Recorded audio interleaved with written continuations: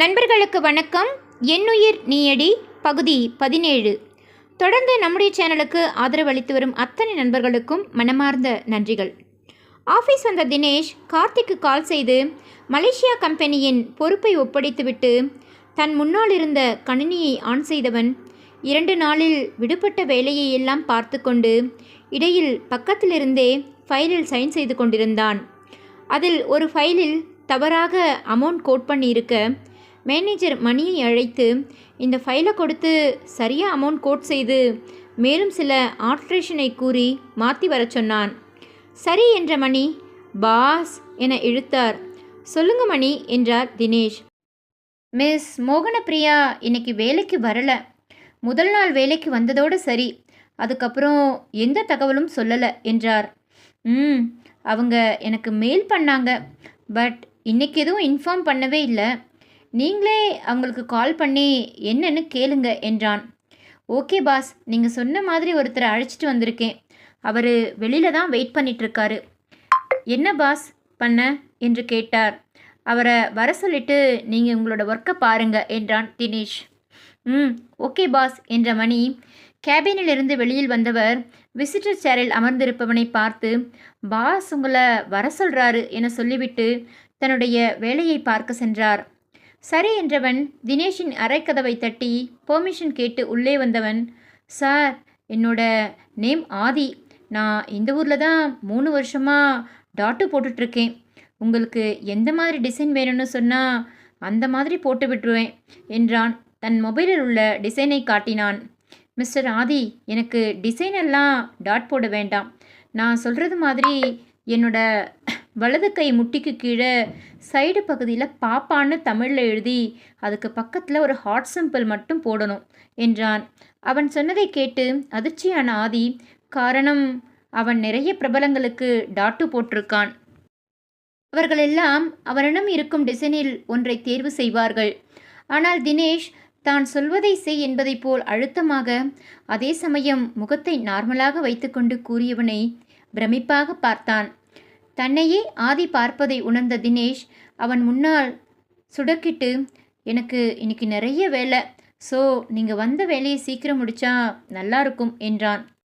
Okay sir என்ற ஆதி தினேஷின் அருகில் வந்து அங்கிருந்து ஒரு நாட்காலியில் இழுத்து போட்டு தினேஷ் அருகில் அமர்ந்து தன் பையில் உள்ள சில பொருட்களை எடுத்து தினேஷின் கையை பிடித்து அவன் கேட்டது போல பாப்பா ஹார்ட் சிம்பிள் என்று பச்சை குத்தியவன், சார் உங்கள் லவ்வர் ரொம்ப கொடுத்து வச்சவங்க. உங்கள் கையில் இருக்கிற இந்த டாட்டுவை பார்த்தாலே எல்லோரும் புரிஞ்சுப்பாங்க. அவங்க மேலே நீங்கள் இவ்வளோ லவ் வச்சுருக்கீங்கன்னு என்றவன் தான் வேலைக்கான தொகையை வாங்கி கொண்டு அங்கிருந்து சென்றான். ஆதி சொன்னதை நினைத்து புன்னகைத்து கொண்டிருந்த தினேஷ் மொபைல் தன் இருப்பை உணர்த்த அதில் ஃபோனின் திரையில் தெரிந்த பாப்பா ஹார்ட் என்ற பெயரை பார்த்து மேலும் புன்னகை புரிந்தவன் ஃபோனை எடுத்து அட்டன் செய்து காதில் வைத்தான்.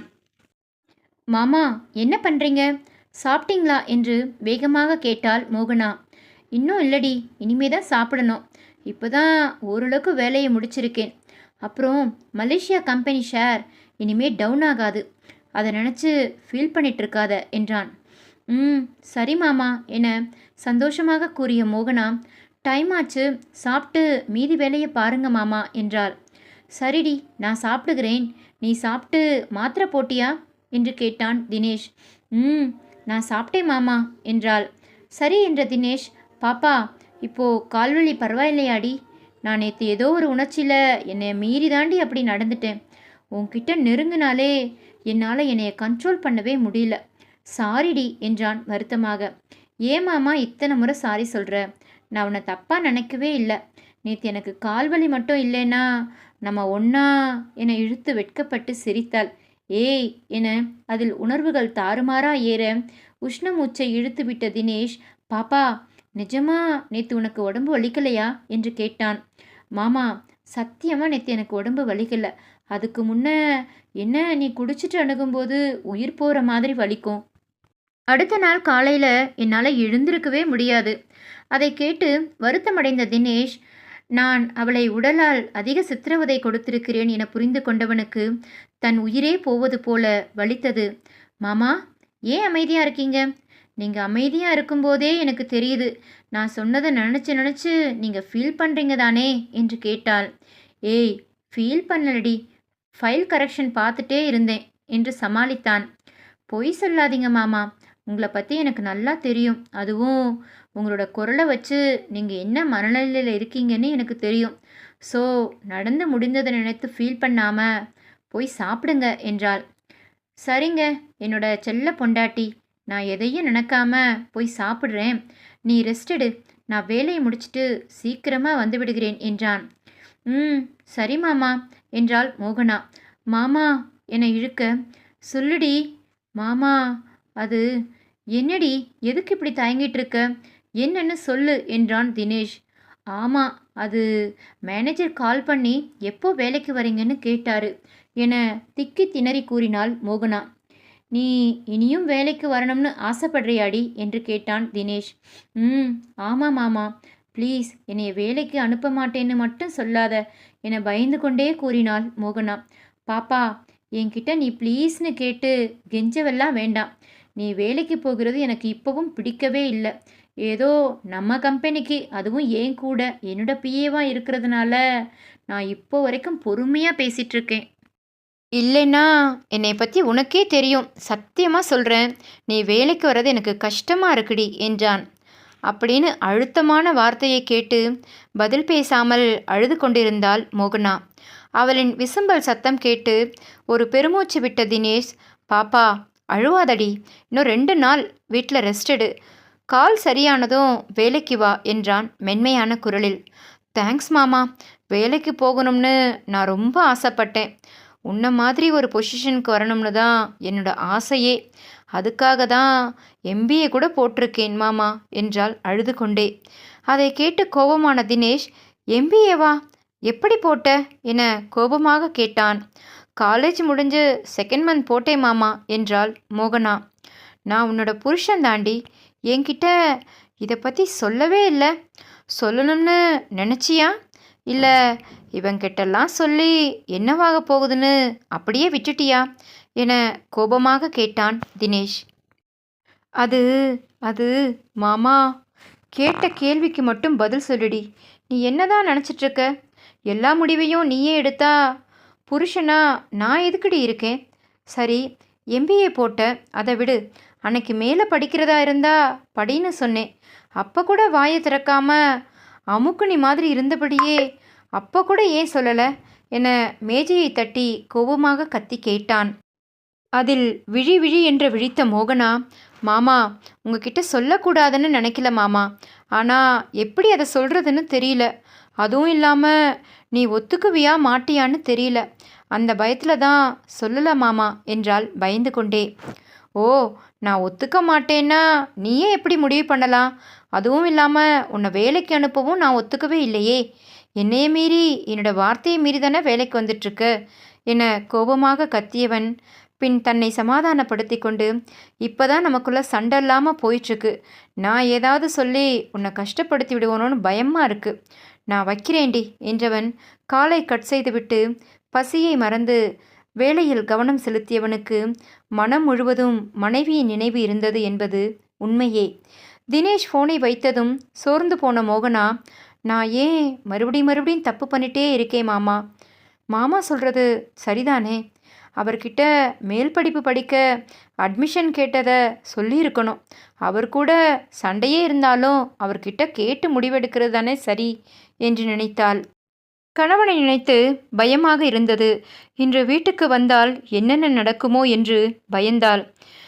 கேஸ் விஷயமாக கண்ணன் குரூப் ஆஃப் கம்பெனியின் முன்னால் ஜீப்பை நிறுத்திய வசந்த் காக்கி சட்டை பேண்ட் சரிதம் போலீஸுக்கே உண்டான கம்பீரமான நடையில் பேண்ட் பாக்கெட்டில் கையை விட்டவாறு கம்பெனியின் உள்ளே வந்தான்.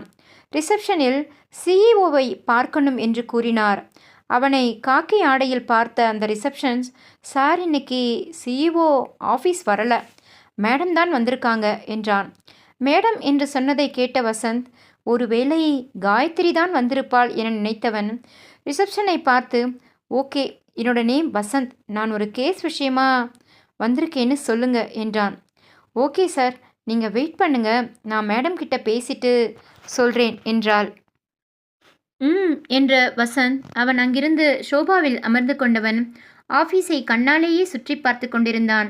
கீதாவின் இன்டர்காமிற்கு கால் செய்த ரிசப்ஷனிற்கு கீதா கண்ணன் என மறுமுனையில் கேட்ட கம்பீரமான குரலில், மேம், உங்களை பார்க்க வசந்த்னு ஒரு போலீஸ் ஆஃபீஸர் வந்திருக்காரு. ஏதோ கேஷ் விஷயமா உங்களை பார்க்கணும்னு சொன்னார் என்றாள் பவ்யமாக. அதை கேட்டு குழப்பமாய் கீதா, யாரு? வசந்த் கேஸ் விஷயமா ஆஃபீஸுக்கு எதுக்கு வரணும் என நினைத்தவள், வேற ஏதாவது விசாரிச்சியா என்று கேட்டாள். இல்லை மேம், உங்களை பார்க்கணும்னு மட்டும்தான் சொல்லி அவர் நேம் அண்ட் வந்ததுக்கான ரீசன் மட்டும்தான் சொன்னாங்க. வேற எதுவும் நான் கேட்கல மேம் என்றாள். ஓகே, ஒரு 10 மினிட்ஸ் கழித்து என்னோட கேபினுக்கு அனுப்பி வை என்றவன் இன்டர்காமில் கட் செய்துவிட்டு யோசனையில் ஆழ்ந்தாள். ஓகே என்றவள் 10 நிமிடம் கழித்து வசந்தை அழைத்து, சார், மேம் உங்களை வர சொன்னாங்க என்றாள். என்ற வசந்த், சிஇஓ ரூம் எந்த ஃப்ளோர் என்று. செகண்ட் ஃப்ளோர், வெப்சைட்டில் இருக்குது ரூம் தான் சார், சிஇஓ ரூம். மேடம் அங்கே தான் சார் இருக்காங்க என்றான். ஓகே தேங்க்ஸ் என்ற வசந்த் லிஃப்டில் ஏறி 2வது தளத்திற்கான பட்டனை அழுத்தி 2வது தளத்திற்குள் வந்தவன் அங்கிருந்து சிஇஓ ரூம் அருகில் வந்து கேபினை தட்டி பெர்மிஷன் கேட்டான். கண்ணன் குரூப் ஆஃப் கம்பெனிக்கு வந்த வசந்த் சிஇஓ கேபினுக்கு வெளியில் நின்று பெர்மிஷன் கேட்டு உள்ளே வந்தான்.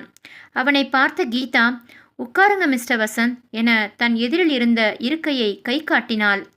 சரி என்ற வசந்த், காயத்ரி இருப்பான்னு நினச்சா இவங்க இருக்காங்க, இவங்க தான் கண்ணன் சாரோட முதல் பொண்ணு போல என நினைத்து கொண்டே இருக்கையில் அமர்ந்தான். அவனை அழுத்தமாக பார்த்த கீதா, சொல்லுங்க மிஸ்டர் வசந்த், நீங்கள் என்ன விஷயமா வந்திருக்கீங்கன்னு தெரிஞ்சுக்கலாமா என்று கேட்டாள். ஓ எஸ், கண்டிப்பாக தெரிஞ்சுக்கலாம் என்ற வசந்த். நோ, என்னோட நேம் உங்களுக்கு தெரியும், பட் இருந்தும் என்னை நான் அறிமுகப்படுத்திக்கிறேன். ஐ எம் வசந்த், சென்னை சிட்டியோட டிஎஸ்பி என்றவன். இப்போது நான் எதுக்கு வந்திருக்கேன்னா, உங்கள் ஆஃபீஸில் ஃபினான்ஸ் டிபார்ட்மெண்ட்டில் இருக்கிற கிருஷ்ணனை ஒரு கேஸ் விஷயமா விசாரிக்கணும். ஸோ ப்ளீஸ் கோஆப்ரேட் மிஸ் என இழுக்க, மிஸ் கீதா கண்ணன் என்ற கீதா, நான் கோஆப்ரேட் பண்ணுறேன், பட் என் முன்னாடியே தான் நீங்கள் விசாரிக்கணும் என்றாள். ஓகே, எனக்கு ஒன்றும் பிரச்சனை இல்லை, அவரை வர சொல்லுங்க என்றான் Vasanth. Okay, just a minute என்ற கீதா மகிக்கு கால் செய்து ஃபைனான்ஸ் டிபார்ட்மெண்ட் கிருஷ்ணாவை தன்னுடைய கேபினுக்கு வர சொல்லி என காலை கட் செய்தாள். 2 நிமிடத்தில் பெர்மிஷன் கேட்டு உள்ளே வந்த கிருஷ்ணா, மேம் கூப்பிட்டீங்கன்னு மகி சொன்னாங்க என்றான். மிஸ்டர் கிருஷ்ணா, வந்து உட்காருங்க என்றாள். சரி என்ற கிருஷ்ணா வசந்த் பக்கத்தில் வந்து அமர்ந்தான். மிஸ்டர் கிருஷ்ணா, உங்கள் பக்கத்தில் உட்கார்ந்துருக்கிறவர் டிஎஸ்பி வசந்த், உங்களை விசாரிக்கணும்னா ஸோ அவருக்கு கோஆப்ரேட் பண்ணுங்க என்றவன், மிஸ்டர் வசந்த், நீங்கள் உங்கள் விசாரணையை ஆரம்பிக்கலாம் என்றாள். என்ற வசந்த் கிருஷ்ணனிடம் திரும்பி, மிஸ்டர் கிருஷ்ணா, உங்கள் ஃப்ரெண்டு மிஸ் அகல்யா 2 நாள் முன்னாடி காணாமல் போயிருக்காங்க, அது உங்களுக்கு தெரியுமா என்று கேட்டான். சார், நீங்கள் யாரு என படபடப்பாக கேட்டான் கிருஷ்ணன். போலீஸ் காஸ்டியூம் போட்டும் என்ன யாருன்னு தெரியலையா என நக்கலாக கேட்ட Vasanth, anyway I am Vasanth DSP, நான் தான் அகல்யாவோட கேஸை ஹேண்டில் பண்ணுறேன் என்றவன். இப்போ சொல்லுங்கள் மிஸ்டர், உங்கள் ஃப்ரெண்டு அகல்யா மிஸ் ஆன விஷயம் உங்களுக்கு தெரியுமா என அழுத்தமாக கேட்க, தெரியும் சார் என்றான் பவ்யமாக. அவங்களுக்கு ஏதாவது பிரச்சனை, ஏதாவது பர்சனலாக ஏதாவது பிரச்சனை, இந்த மிரட்டல் அந்த மாதிரி ஏதாவது இருந்ததா, உங்ககிட்ட சொல்லியிருக்காங்களா என்று கேட்டான். இல்லை சார், எனக்கு அந்த மாதிரி எதுவும் இருந்த மாதிரி தெரியல. அகல் ரொம்ப அமைதியான பொண்ணு சார், ஒருத்தர்கிட்ட பேசவே அப்படி பயப்படுவா. அவளுக்கு பர்சனலாக எந்த பிரச்சனையும் இருந்த மாதிரி எனக்கு தெரியல. ஆனால் அவள் ஃபேமிலி சைடு நிறைய பிரச்சனை இருந்துச்சு சார், அதனால் அவள் தனியாக இருக்க எங்கேயாவது போயிருந்திருக்கலாம் என்று நான் நினைக்கிறேன் என்றான். என்ற வசந்த், ஓகே மிஸ்டர் கிருஷ்ணா, நான் உங்களை ஸ்டேஷனுக்கு கூப்பிடும்போது நீங்கள் வரணும். உங்களுக்கு கால் ரீச் ஆகலை, ஸோ அதனால தான் தேடி வர வேண்டியதாக போச்சு என்றான். இட்ஸ் ஓகே சார், கம்பெனிக்குள் வந்து மொபைலை ஆஃப் பண்ணி வைத்து விடுவேன். நீங்கள் மார்னிங் அண்ட் ஈவினிங் கால் பண்ணுங்கள், அப்போது நான் அட்டன் பண்ணுறேன் என சொல்லிவிட்டான். அப்புறம் அகல்யாவை சீக்கிரமாக கண்டுபிடிச்சு கொடுங்க சார் என்றான் பணிவாக. எங்கள் சைடில் இருந்து எல்லா முயற்சியும் பண்ணுறோம் கிருஷ்ணா, உங்களுக்கு ஏதாவது தகவல் தெரிஞ்சா நீங்களும் இன்ஃபார்ம் பண்ணுங்க. உங்கள் ஃப்ரெண்டை சீக்கிரமாக கண்டுபிடிச்சிக்கலாம். ஓகே சார் என்றான் கிருஷ்ணா. இருவரின் விசாரணையையும் கேட்டுக்கொண்டிருந்த கீதா, ஓகே கிருஷ்ணா, நீங்கள் உங்கள் வேலையை போய் பாருங்க என அவனை அனுப்பி வைத்தாள். கிருஷ்ணா சென்றதை உறுதிப்படுத்தி கொண்ட வசந்த், மிஸ் கீதா கண்ணன் சார் இன்னைக்கு வருவாரா என்று கேட்டார். இல்லை, இன்னைக்கு அப்பா வரமாட்டாரு.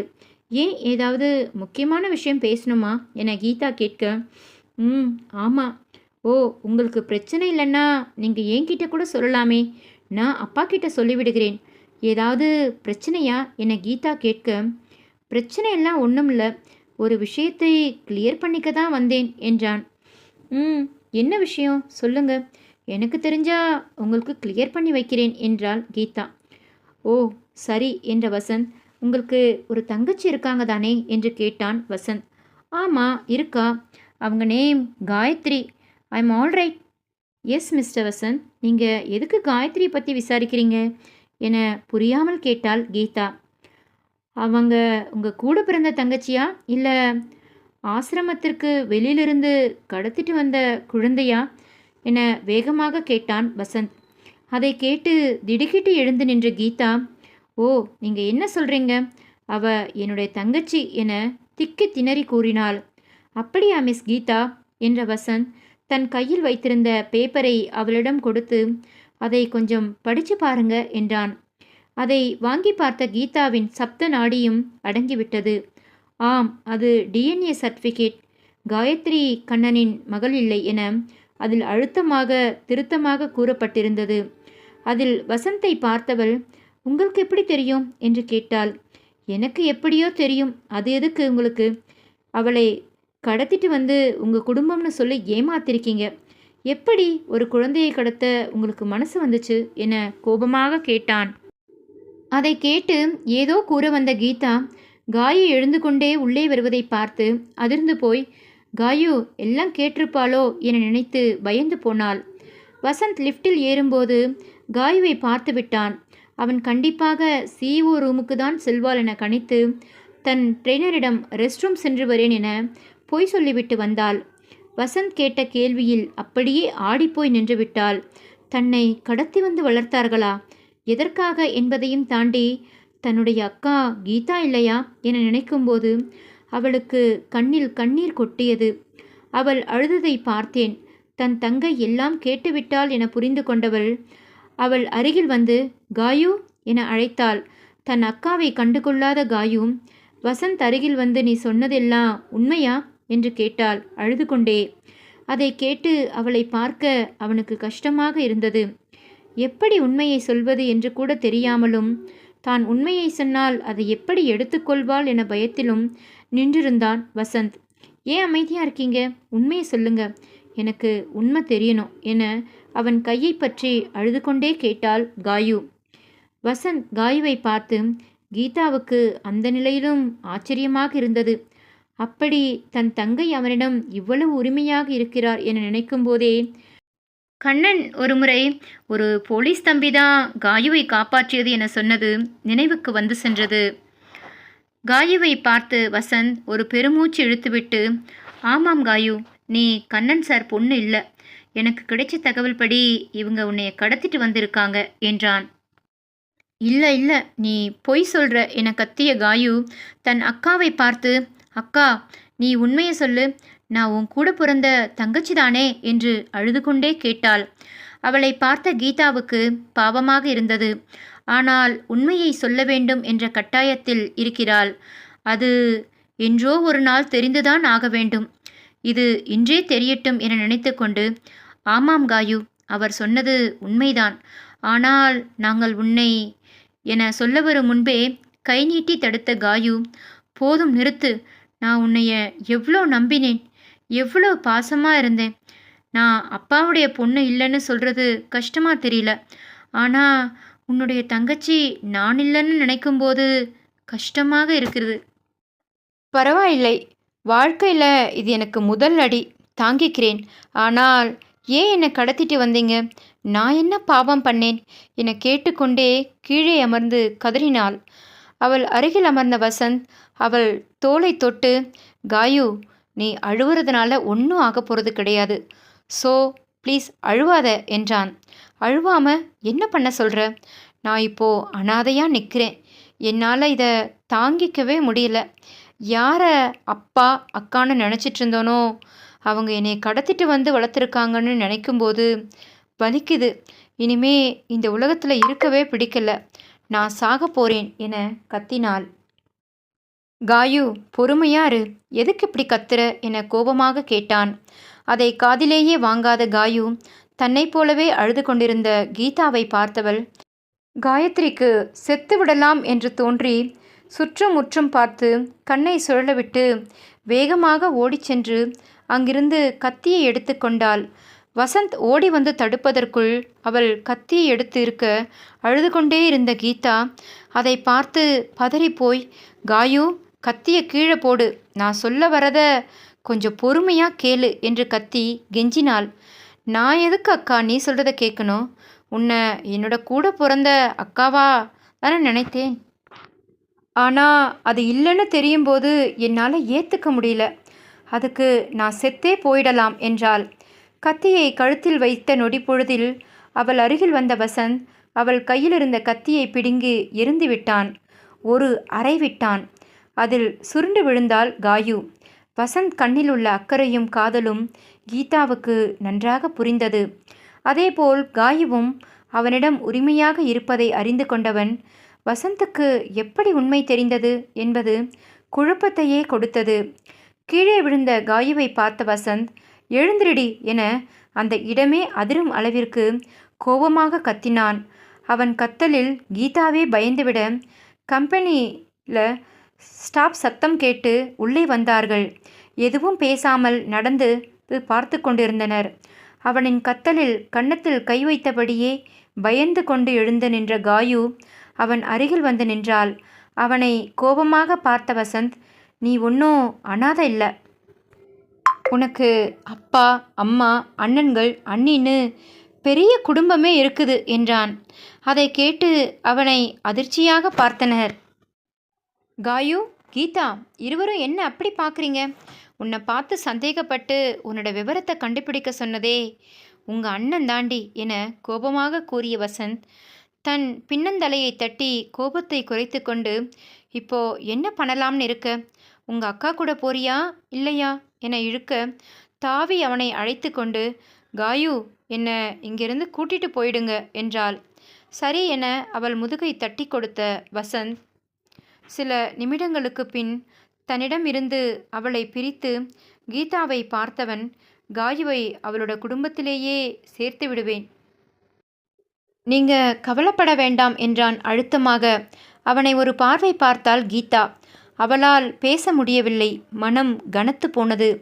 தன் தங்கை தன்னை விட்டு போகிறாள் என்பதை தாங்கிக்க முடியாமல் வேகமாக சேரில் அமர்ந்தவளுக்கு காரணமே இல்லாமல் சிறு வயது மோகனா நினைவு வந்து சென்றது.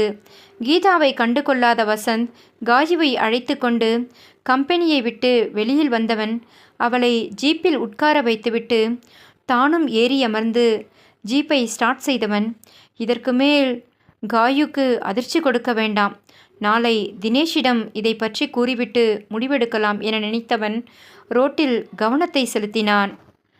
என்னுயிர் நீயடி தொடரும். தொடர்ந்து இணைந்திருங்கள். நன்றி, வணக்கம்.